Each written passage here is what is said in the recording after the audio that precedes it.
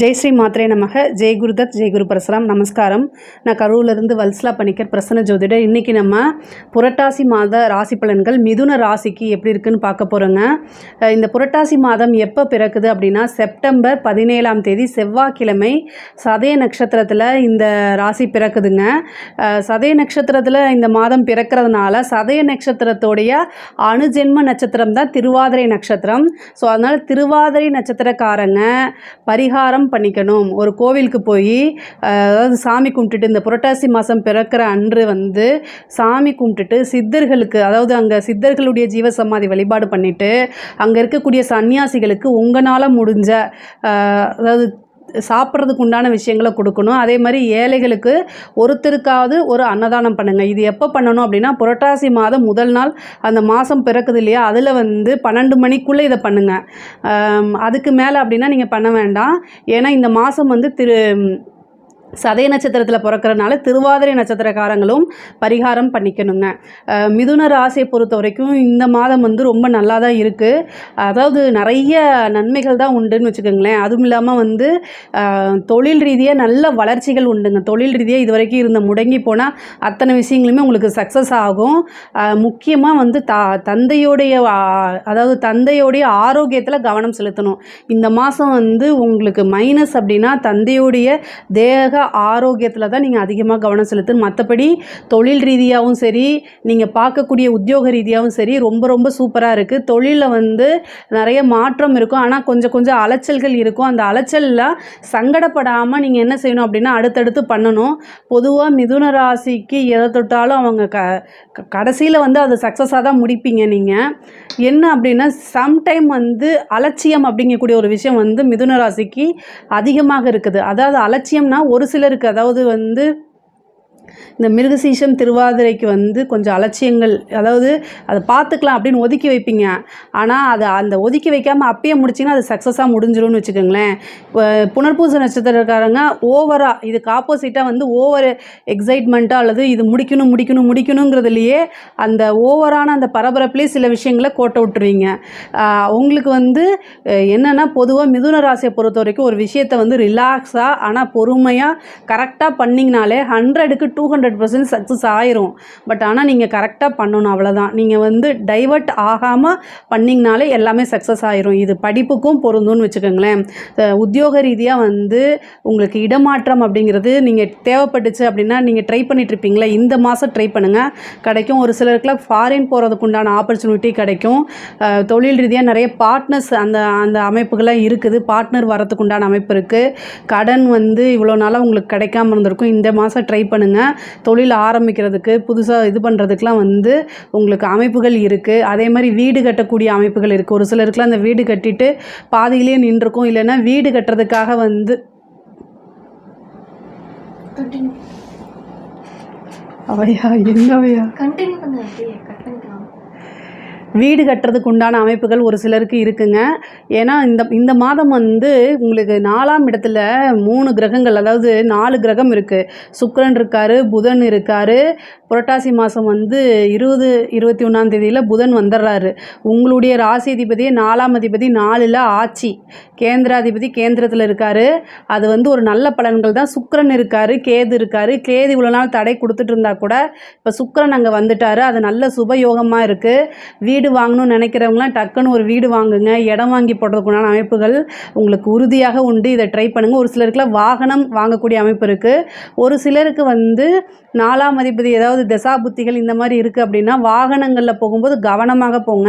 ஏன்னா 4ஆம் இடத்துல கேதுவும் இருக்குது. வாகனத்துக்கு உண்டான செலவுகள் உங்களுடைய அமைப்பில் இந்த மாதம் இருக்குங்க. அதனால் கரெக்டாக பார்த்துக்கங்க. ஏன்னா 4ஆம் அதிபதியும் கேதுவும் சேரும்போது ஆல்ரெடி வாகனம் வச்சுருந்தீங்கன்னா அதில் ஏதாவது வந்து சர்வீஸ் பண்ணுறது, ஒரு சர்வீஸையாவது பண்ணிடுங்க. வேறு எந்த பிரச்சனையும் வராது. ரொம்ப லாங்காக போகிற மாதிரி இருந்துச்சுன்னா வண்டியை ஒரு தடவை செக் பண்ணிவிட்டு அதுக்கப்புறம் நீங்கள் எடுத்துகிட்டு போங்க. எவ்வளோ அர்ஜென்ட்டாக இருந்தாலும் இதை ஃபாலோ பண்ணிக்கோங்க. அதே மாதிரி இந்த மாதம் வந்து உங்களுக்கு நிறைய நல்லது நடக்குதுன்னு சொன்னேன். அதே மாதிரியே உங்களுக்கு தேவையில்லாத டென்ஷனு, உங்களுக்கு அதாவது உங்களுக்கு என்ன விஷயமே தெரியாது, நீங்கள் பாட்டு கத்திக்கிட்டு இருப்பீங்கன்னு வச்சுக்கோங்களேன். அது எல்லாமே கொஞ்சம் கம்மி பண்ணிக்கோங்க. இல்லை அப்படின்னா உங்களுக்கு தான் வீண் தலைவலி வரும்னு வச்சுக்கோங்களேன். நீங்கள் கத்துறதுனால எந்த யூஸும் இல்லை. ஏன்னா உங்களுடைய ராசியில் செவ்வாய் இருக்குது.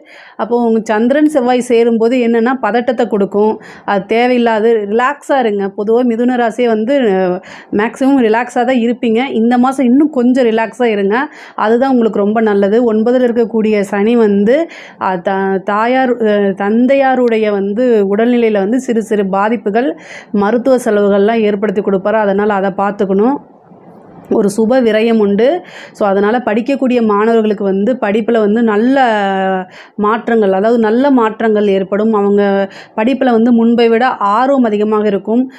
முன்பை விட வந்து சின்சியராக இருப்பாங்க. மிதுன ராசிக்காரங்க வந்து முன்பை விட ஐயோ நமக்கு படித்தா தான் லைஃப் அப்படிங்கிறத ரியாலிட்டியை புரிஞ்சுக்கிட்டு நல்ல படிக்கக்கூடிய அமைப்புகள்லாம் இந்த மாதம் இருக்குங்க. படிக்கக்கூடியவங்களுக்கு இது ஒரு சூப்பரான மாதம். நீங்கள் கரெக்டாக ரூட் போட்டு வச்சுக்கிட்டிங்கன்னா அப்படியே கொண்டு போயிடலாம். உங்கள் படிப்பும் நல்லபடியாக முடியும். உயர்கல்வியில் இருக்கவங்களுக்குலாம் இது ஒரு நல்ல நீங்கள் நினைக்கக்கூடிய ஒரு நல்ல ஸ்காலர்ஷிப் கிடைக்கும். நல்ல ரேங்க் கிடைக்கிறதுக்கு உண்டான அமைப்பு இருக்குது. படித்து முடிச்சுட்டு இன்டர்வியூ அட்டன் பண்ணிங்கன்னா வேலை கிடைக்கிறதுக்கு உண்டான வாய்ப்புகள் இருக்குது. ரொம்ப நாளாக வந்து சர்வீஸ் எக்ஸாம்ஸ்லாம் எழுதிட்டு இருப்பீங்களா, அவங்களுக்குலாம் இது ஒரு சூப்பரான டைமு. 4ஆம் வீட்டை குரு பார்க்குறாரு. புதனும் வந்து உங்களுடைய ராசிதிபதியும் ஆட்சி பெறுறாரு, ஆட்சி உச்சம் பெறுறாரு. அதனால் வந்து ஒரு நல்ல பதவி கிடைக்கிறதுக்கு உண்டான வாய்ப்புகள் இருக்குது. பெண்களை பொறுத்த வரைக்கும் இது ஒரு நல்ல மாதம் தான்.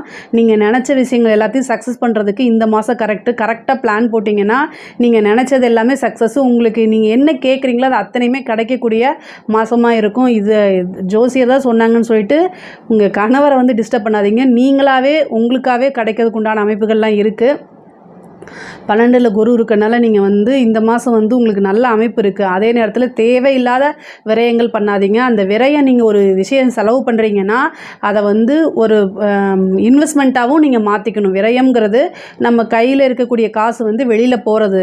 அதை புத்திசாலித்தனமாக இன்வெஸ்ட்மெண்ட்டாக மாற்றுங்க. அந்த இன்வெஸ்ட்மெண்ட்டு உங்களுக்கு இன்னும் பணத்தை சம்பாரித்து கொடுக்கும்.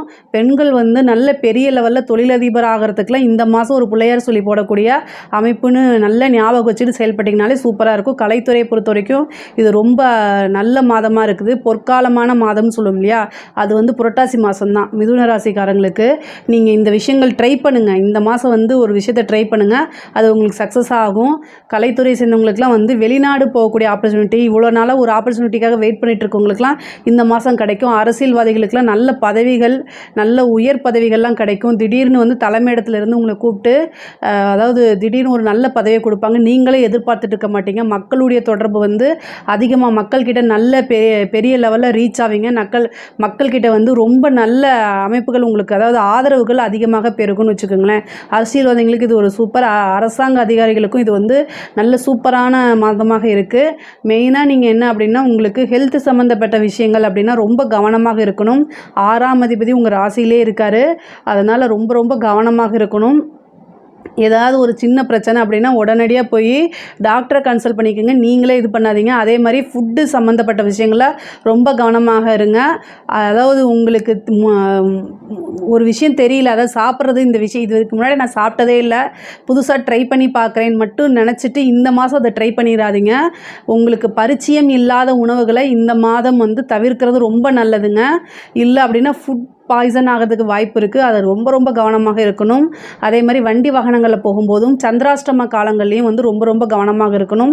மிதுன ராசியை பொறுத்த வரைக்கும் உங்களுக்கு லக்கி கலர் என்ன அப்படின்னா எல்லோ கலர், அதுக்கப்புறம் வந்து க்ரீன் கலர், ஆரஞ்சு கலர், இது மூணுமே வந்து உங்களுக்கு லக்கி கலர் தான். அதே மாதிரி லக்கி டேட்ஸ் அப்படின்னு பார்த்தீங்கன்னா செப்டம்பரில் வந்து 23 செப்டம்பர் 23, அக்டோபர் 5, அதே மாதிரி அக்டோபர் 14ஆம் தேதி, இதெல்லாமே வந்து உங்களுக்கு லக்கி டேட்ஸு. இந்த நாட்களில் வந்து ஒரு சிறப்பான முடிவு எடுக்கிறது, ஒரு நல்ல காரியங்களை தொடங்குறது, ஒரு நல்ல முடிவுகள் எடுக்கிறது, இந்த மாதிரி விஷயங்களுக்கு கரெக்டாக இதை யூஸ் பண்ணிக்கோங்க. இதில் ஏதாவது உங்களுக்கு சந்தேகங்கள் இருக்குது அப்படின்னா கமெண்ட்ஸில் கேளுங்க, நான் கண்டிப்பாக ஆன்சர் பண்ணுறேன். நம்மளுடைய சேனலை லைக் பண்ணுங்கள், ஷேர் பண்ணுங்கள், சப்ஸ்கிரைப் பண்ணுங்கள். நன்றி, வணக்கம். ஸ்ரீ குபேரன் டிவியை பார்த்தமைக்கு நன்றிகள். மேலும் இது போன்ற தகவல்களை தெரிந்து கொள்ள ஸ்ரீ குபேரன் டிவியை சப்ஸ்கிரைப் செய்யுங்கள். மறக்காமல் பெல் ஐக்கானை கிளிக் செய்யுங்கள்.